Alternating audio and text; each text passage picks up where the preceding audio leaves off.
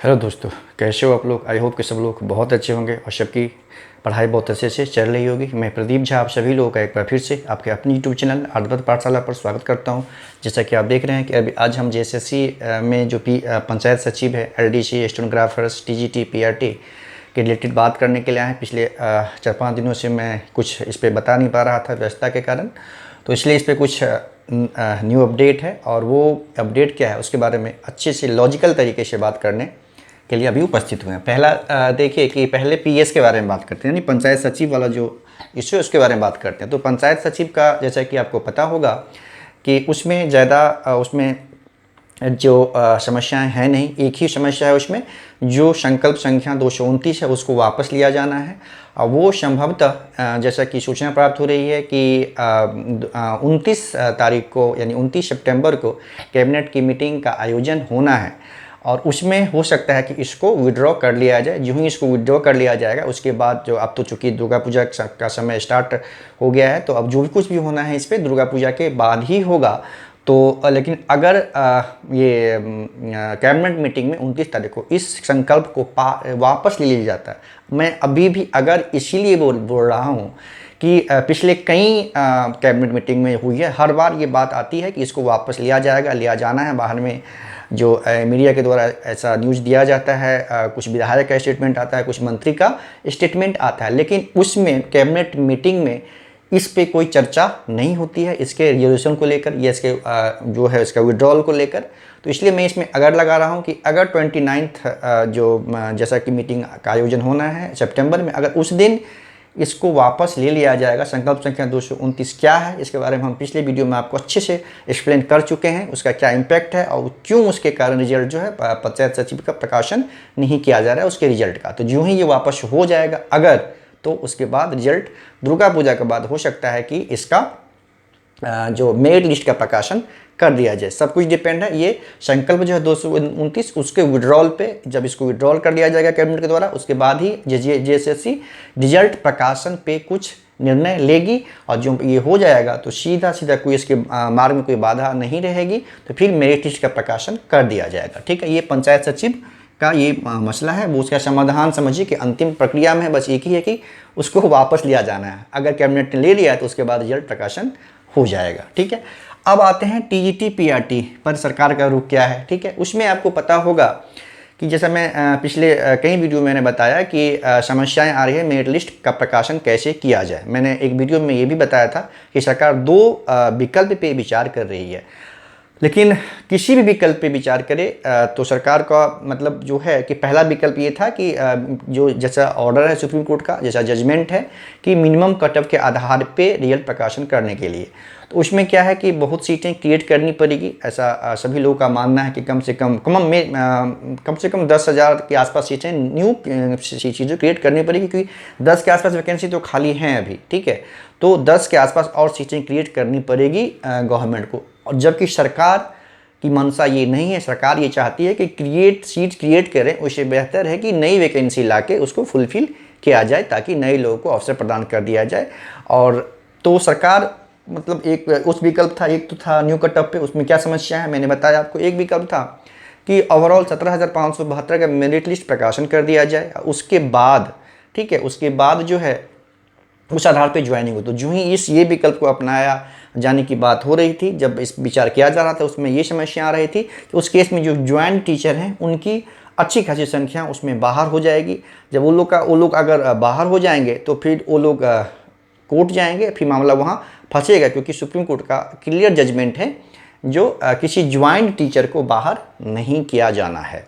तो इसी संबंध में सरकार बहुत सीरियसली ये विचार कर रही है कि जल्द ही सुप्रीम कोर्ट में जो इसका डायरेक्शन को लेके, क्योंकि अगर सरकार बताएगी कि जैसा जजमेंट है उसके आधार पे ये समस्या आ रही है, तो इसमें क्या किया जाना है, कैसे इसका मतलब करें, उसका डायरेक्शन के लिए सुप्रीम कोर्ट में अपील कर सकती है और करने का प्लान कर रही है। अभी तो चूँकि पता है आपको कि जल्द ही कोर्ट बंद हो जाएगा, तो जब हो सकता है कि सरकार जल्दी उस पर चला जाए तो इसका एक पक्ष जानिए कि इससे छात्रों को घबराना नहीं है, घबराना चाहिए। बेसिकली क्या है कि गवर्नमेंट चाहती है कि एक बार हम ज्वाइन कर दें, सबको अगर ये रिजल्ट पब्लिश हो जाए, मेरिट लिस्ट का प्रकाशन हो जाए, तो उसके बाद जो असंतुष्ट वर्ग है, जाहिर सी बात है असंतुष्ट एक वर्ग तो होगा ही उत्पन्न, जो भी किसी भी विकल्प पे सरकार निर्णय लेगी अगर, तो एक वर्ग असंतुष्ट वर्ग अवश्य क्रिएट होगा, फिर वो लोग न्यायालय का शरण लेंगे।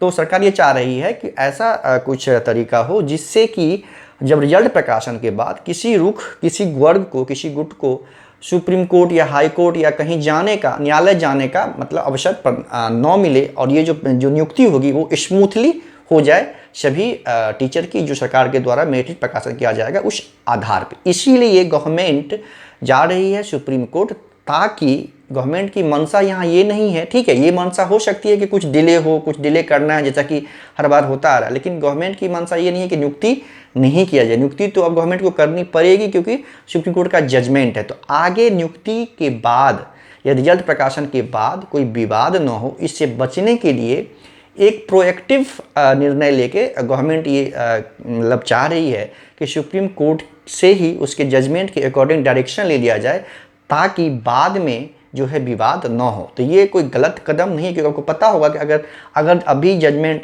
ज्वाइनिंग होगी तो विवाद तो होना है। एक ही भी सिचुएशन में विवाद नहीं होगा जब मिनिमम कट ऑफ के आधार पे मेरिट लिस्ट प्रकाशन कर दिया जाए, लेकिन उस पर एक बहुत बड़ी संख्या में सीटें क्रिएट करनी पड़ेगी जिस पक्ष में सरकार है नहीं, ठीक है।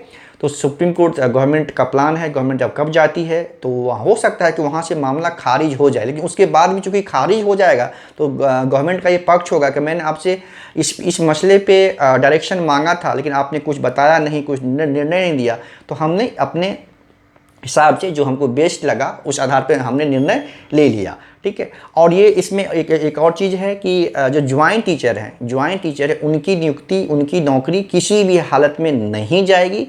जैसा कि आपने देखा है कि 6ठी जेपीएससी के मामले में क्या हुआ कि बहुत सारे विसंगतियों के बावजूद, सबको पता था कि बहुत सारी विसंगतियां हैं, हाईकोर्ट के द्वारा जो 60-62 अधिकारी थे उनका मतलब बाहर कर दिया गया, जेपीएससी के द्वारा मेरिट लिस्ट का प्रकाशन कर दिया गया, लेकिन सुप्रीम कोर्ट ने फाइनली क्या किया, फिर जो पूर्व की नियुक्ति थी उसको ही बहाल कर दिया, जबकि वहाँ पे ये पता था कि इसमें गड़बड़ियाँ हुई है। मतलब गड़बड़ियाँ मतलब कोई भ्रष्टाचार नहीं था, वो नियम जो था, जो नियमावली है उसके अनुकूल काम नहीं किया गया था। क्योंकि सुप्रीम कोर्ट का इसमें सीधा कहना था कि 2 साल से अधिक लोग जॉब कर चुके हैं, बहुत लोग मतलब रिजाइन देके कहीं से आए हैं, तो उनकी बाहर, अगर उनकी गलती कुछ नहीं है, सरकार की गलती है, तो उनको बाहर किए जाने का कोई मतलब वैसा स्ट्रॉन्ग बेस नहीं है, और उनको सबको पूर्व जो नियुक्ति थी उसी को ही सुप्रीम कोर्ट ने वैलिडेट किया है।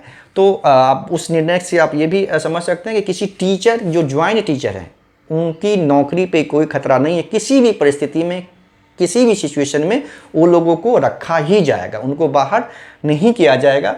बाकी एक और समाचार मिल रही, वो भी अच्छा कदम है कि छात्रों को, जो एक समूह है, जो नॉन ज्वाइंट टीजीटी टीचर का जो ग्रुप है, उनका ऐसा मानना है कि अगर गवर्नमेंट जा रही है तो उससे पहले स्टूडेंट का ये जो ग्रुप है वही अगर ये कोर्ट ऑफ कंटेम्प्ट का मामला लेके अगर सुप्रीम कोर्ट चला जाए तो वो भी एक अच्छा कदम होगा। क्योंकि अगर अब जो पहले जाएंगे ना तो उनकी बातों को ज़्यादा महत्व प्रदान किया जाएगा, ठीक है। चूँकि सरकार अगर पहले चली जाएगी मान लीजिए, तो सरकार चूँकि उसके बाद अगर जो भी निर्णय होगा तो उसके बाद मतलब सरकार के पक्ष को पहले सुप्रीम कोर्ट सुनेगी, उसके समस्याओं या मजबूरियों को ध्यान में रखते हुए हो सकता है कि कुछ ऐसा बीच का रास्ता या ऐसे डायरेक्शन दे दे ताकि सरकार को आसानी हो, ठीक है। उसके बाद फिर से अगर कोई असंतुष्ट वर्ग होगा भी तो उनको भी न्यायालय जाने का अवसर नहीं मिल पाएगा। अगर जाएंगे भी तो चूँकि सुप्रीम कोर्ट के डायरेक्शन में ही सरकार ने ये निर्णय लिया है तो उसके जाने का कोई विशेष फायदा नहीं होगा। इसी संदर्भ को देखते हुए जो टीचर्स हैं, जो टीजीटी नॉन ज्वाइंट टीचर का ग्रुप है, वो भी प्लान कर रहे हैं कि हम लोग पहले ही सुप्रीम कोर्ट के शरण में जाएं और कोड ऑफ कंडक्ट का जो मामला होता है, ठीक है, उसको न्यायालय के जो कोर्ट का जो कंटेम्प्ट होता है उसका के अंतर्गत हम जाएं कि इतना दिन हो गया, 2 अगस्त को सुप्रीम कोर्ट का जजमेंट आया था, इतने समय बीतने के बावजूद भी इस दिशा में सरकार के द्वारा कोई निर्णय नहीं लिया गया है। तो उसमें क्या होगा कि थोड़ा सा जो ये ग्रुप होगा डेफिनेटली उन लोगों के मतलब पक्ष को सुप्रीम कोर्ट ध्यान में रखेगी, उसी के हिसाब से सरकार को मतलब डायरेक्शन देगी। तो अगर आप लोग को जाना है तो आप लोग थोड़ा सा जल्दी करें, विलम्ब न करें। अगर सरकार आग पहले चली जाएगी तो वो अपना पक्ष अपने तरीके से रखेगी, तो ज़्यादा बेहतर होगा कि जो नॉन ज्वाइंट टीचर का ग्रुप है वही कोर्ट ऑफ कंटेम्प्ट इश्यू को लेकर पहले सुप्रीम कोर्ट में अपनी अपील दायर कर दें। ठीक है, उनके लिए ज़्यादा ये हितकर होगा, ज़्यादा फायदेमंद होगा ये। और दूसरा एक और चीज़ मैंने पिछली वीडियो में बताया था कि मैंने एक वीडियो बनाया था जिसमें अभी नियुक्ति आने वाली है, न्यू वैकेंसी जो 1 से 5 और 6 से 8 क्लास के जो टीचर्स हैं उसके लिए JSSC के द्वारा अधिसूचना शायद भेज दिया गया है और जल्दी ही उसका जो नोटिफिकेशन उसकी आने वाली है। उसमें कुछ कमेंट ऐसे आ रहे थे कि जैसे मैंने जो 2016 में जो जेटेट अभ्यर्थी हैं उनके विपक्ष में, उनके विरोध में कुछ बोला है।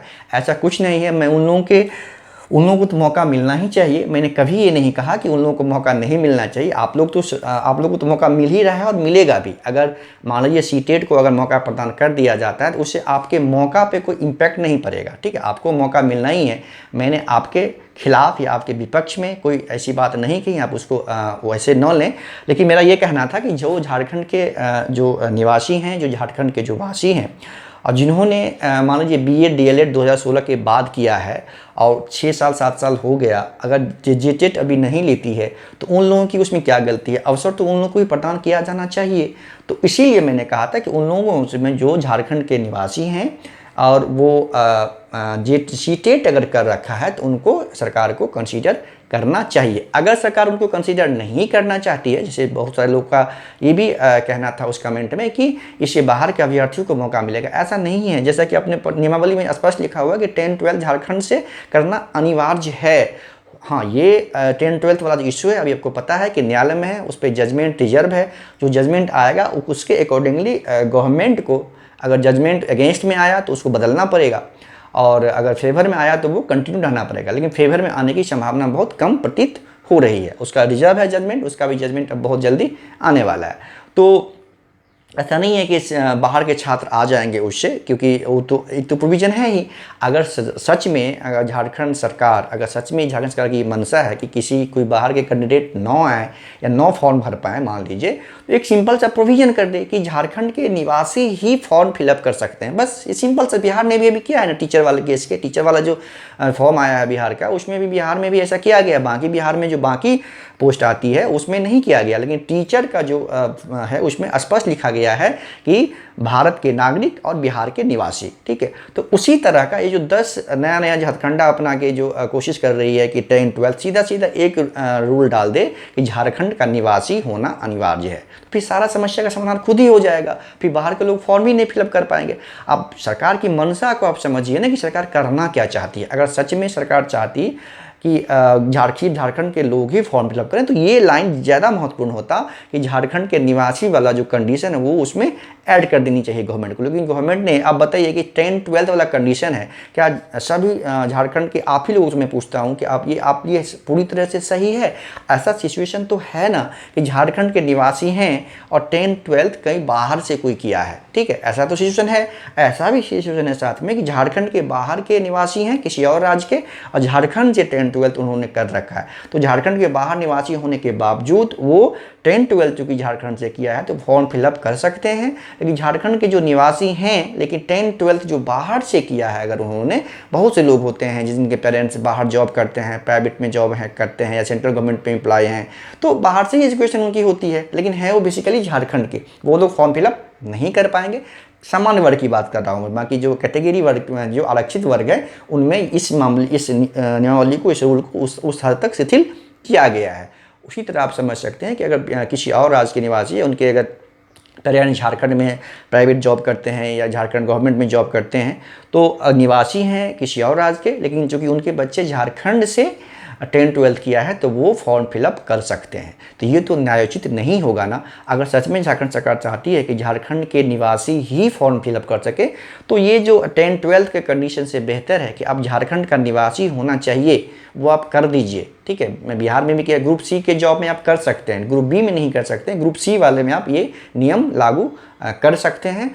तो झारखंड सरकार को ये निर्णय लेना चाहिए कि उसमें प्रोविज़न डाल दे। ठीक है। तो इसलिए इसमें मैंने कुछ वैसा उस जो टीजीटी 2016 में जो पास किया उनके खिलाफ कुछ नहीं बोला, उनको तो अवसर मिलना ही है, मिलेगा ही, मिलना ही चाहिए, मैं उनके अगेंस्ट बिल्कुल भी नहीं हूँ। लेकिन वैसे छात्र जो उस समय 2016 में जेटेट के लिए एलिजिबल देने के लिए एलिजिबल नहीं थे, उसके बाद एलिजिबल हुए हैं, और पिछले 5-6 साल में जेटेट नहीं हुआ है 2016 के बाद, या तो गवर्नमेंट को ये चाहिए कि पहले जेटेट का आयोजन करे, है ना, तो उसमें अभी वाले को भी मौका दे दे और 2016 वाले को भी मौका दे दे जो 2016 में पास किए हैं, और जो नए वाला जो अभी रिजल्ट आएगा जेटेट लेके, उसका रिजल्ट जल्दी से उसको प्रकाशन करके उसमें जो सफल हुए उनको ये मौका प्रदान कर दिया जाए, तो फिर सारी समस्या का समाधान हो जाएगा। ठीक है, या तो अगर वैसी स्थिति नहीं बनती है, अगर जेटेट लेना अनिवार्य अभी संभव नहीं है, तो सीटेट को मौका मिलना चाहिए ना। वैसे स्टूडेंट जो झारखंड के निवासी हैं और सीटेट क्वालिफाई कर चुके हैं तो उनको जरूर कंसीडर करना चाहिए। ये सिर्फ सभी के छात्रों के हित में होगा और आगे इस पर कोई विवाद नहीं होगा, नहीं तो विवाद शुरू हो गया तो देखते ही हैं क्या समस्याएं होती है। कहीं मेरी आशंका ये है कि कहीं ये वैकेंसी भी कहीं लटक न जाए ये विवादों के चक्कर में फंस के। तो झारखंड गवर्नमेंट को त्वरित निर्णय लेके या तो संभव हो अगर तो जेटेट करवा लेनी चाहिए, और नहीं संभव हो अगर मान लीजिए जेटेट इतना जल्दी में करवाना तो सीटेट जो भी छात्र बहुत कम, बहुत ज़्यादा संख्या नहीं होगी झारखंड के ऐसे स्टूडेंट जो झारखंड के निवासी हैं और सीटेट किया हुआ, उन्होंने सीटेट अगर किए हुए हैं तो बहुत सारे स्टूडेंट पहले सेंट्रल गवर्नमेंट के किसी स्कूल में कहीं ना कहीं अच्छे से लग गए होंगे, तो बहुत एक ऐसा नहीं कि बहुत लोगों की संख्या है, ये संख्या सीमित ही होगी। ठीक है, तो आप लोग परेशान न हों कि बहुत लोग मतलब इसमें वो शामिल हो जाएंगे या बाहर के लोग हो जाएंगे, बाहर के लोग कैसे फॉर्म फिलअप कर पाएंगे। ठीक है, तीसरी समस्या इसमें लोगों का कहना था कि फिर से मैं बता रहा हूँ कि जो रीजनल लैंग्वेज का जो टेस्ट नहीं हो पाएगा, क्योंकि सीटेट में रीजनल लैंग्वेज नहीं लिया जाता है। ठीक है, ये सही बात है, लेकिन और जबकि जेटेट में रीजनल लैंग्वेज का अच्छा खासा वेटेज होता है। ठीक है, तो अब ये इसमें मेरा ये कहना है आप लोगों से कि आपने मेंस का ठीक से उसका जो एग्जाम होगा उसके आप प्रोसेस को देखिए, उसके सिलेबस को देखिए, उसमें रीजनल लैंग्वेज है तो रीजनल लैंग्वेज का टेस्ट तो यहाँ पे हो ही जाएगा।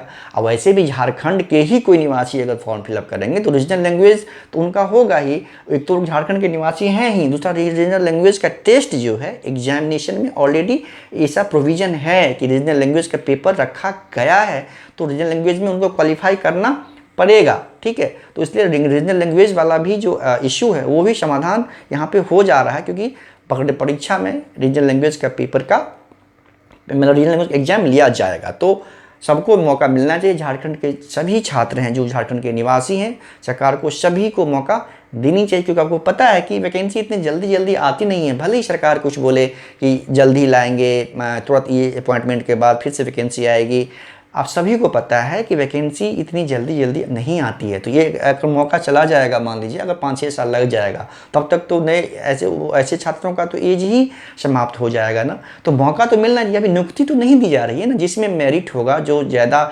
मतलब स्कोर करेंगे उनकी नियुक्ति तो उनकी होगी। अभी तो सिर्फ एग्जाम देने के लिए मतलब अनुमति देने की बात हो रही है, तो अनुमति मिलना चाहिए उन लोगों को भी जो झारखंड के निवासी हैं और सीटेट पास किया है। तो आप लोग मेरी बातों को वैसे न लें, मैंने किसी पक्ष का विरोध नहीं किया है, मैंने किसी पक्ष के खिलाफ कुछ कहा नहीं है।